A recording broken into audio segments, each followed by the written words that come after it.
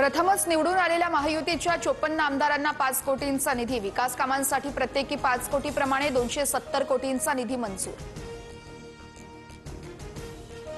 मावळमध्ये राजकीय बदलाचे संकेत, आमदार सुनील शेळके आणि माजी राज्यमंत्री बाळा भेगडे कार्यक्रमात एकाच मंचावर। तुम्ही एक हात पुढे केला तर मी 2 हात पुढे करेन, भेगडेंचं वक्तव्य। महादेव जानकरांनी महायुती सोडली तरी मी महायुती सोबतच, रासपचे एकमेव आमदार रत्नाकर गुट्टेंकडून वेगळी चूल मांडण्याचे संकेत। सोलापुरात एकाच रात्रीत फडणवीसांनी गेम फिरवला, पुतळा अनावरणाच्या कार्यक्रमाची सभा ठरली निर्णायक, कार्यक्रमाला आजी माजी आमदारांची होती उपस्थिती।